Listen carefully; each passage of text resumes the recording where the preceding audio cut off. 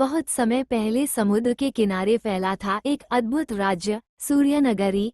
ये राज्य अपनी खूबसूरती और वैभव के लिए दूर दूर तक मशहूर था। विशाल सोने के महल, मोतियों से जड़ी दीवारें, हरे भरे बाग बगीचे और हर दिशा में खुशहाली। राजा वीरेंद्र सिंह अपनी 7 बेटियों पर जान छिड़कते थे। सातों राजकुमारियां अलग अलग गुणों से भरपूर थीं। उनका साथ ही सूर्यनगरी की असली शक्ति था। राजकुमारियां सिर्फ सुंदर और गुणी ही नहीं थीं, उनमें कुछ रहस्यमयी शक्तियां भी थीं। ये शक्तियां उन्हें उनके पूर्वजों से मिली थीं। एक प्राचीन भविष्यवाणी के अनुसार इन 7 बहनों का जन्म राज्य की रक्षा के लिए हुआ था। आद्या भविष्य देख सकती थी। विद्या प्राचीन मंत्रों की जानकार। सौम्या हर जीव जंतु से बात कर सकती थी। धन्या पेड़ पौधों को जीवित कर सकती थी। रत्ना चित्र बनाकर उन्हें असली बना सकती थी। प्रभा अग्नि को नियंत्रित कर सकती थी। निशा चांदनी और अंधेरे से शक्तियां खींच सकती थी। एक रात महल के ऊपर घने काले बादल छा गए। बिजली कड़की और समंदर से एक विशालकाय कालसर्प निकला, आधा दानव आधा नाग। कहते हैं 1000 साल पहले उसे पूर्वजों ने समंदर में कैद किया था। अब वो अपनी आज़ादी लेने और सूर्यनगरी को निगल जाने आया था।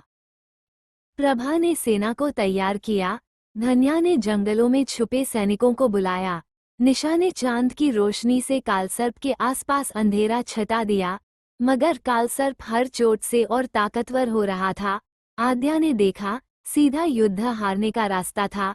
विद्या ने ग्रंथों में देखा कालसर्प को हराने के लिए 7 रत्न चाहिए थे, जो राज्य के 7 रहस्यमयी स्थानों में छुपे थे। सातों बहनें अपने अपने गुप्त सफर पर निकली। आद्या भविष्य की झील तक पहुंची, जहां पानी में सच दिखाई देता था। विद्या पुरानी गुफाओं में गई, जहां मंत्रों से पत्थर जीवित होते थे। सौम्या घने जंगल के जानवरों से मदद लेने गई। धन्या विषैले दलदल में उतर गई, जहां जीवन और मौत बराबर थे। रत्ना भूतिया किले में गई, जहां उसके बनाए चित्र जिंदा राक्षस बनकर हमला कर रहे थे। प्रभा ज्वालामुखी पर्वत पर गई, जहां आग की देवी ने उसे अग्नि रत्न सौंपा। निशा चांद की गुफा में गई, जहां उसे अपने डर से लड़ना पड़ा।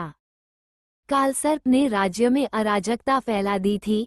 महल जल रहा था, लोग डर में थे। सातों बहनों ने रत्न लेकर एक गुप्त गुफा में सप्तनदीप यंत्र तैयार किया, एक रहस्यमयी यंत्र जो कालसर्प की शक्ति को सोख सकता था। मगर कालसर्प को ये भनक लग गई। उसने अपने पिशाच सैनिक भेज दिए।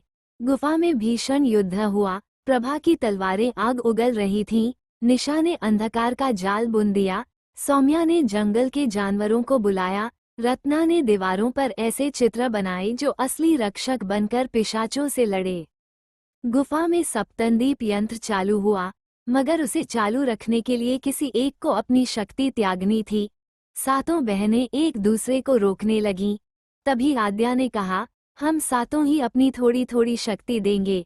हम अकेली नहीं, एक हैं। सातों ने अपनी शक्ति का अंश यंत्र में डाला। यंत्र ने चमकते हुए कालसर्प को खींच लिया। उसके नाग शरीर से धुआं निकला और वह पत्थर बन गया।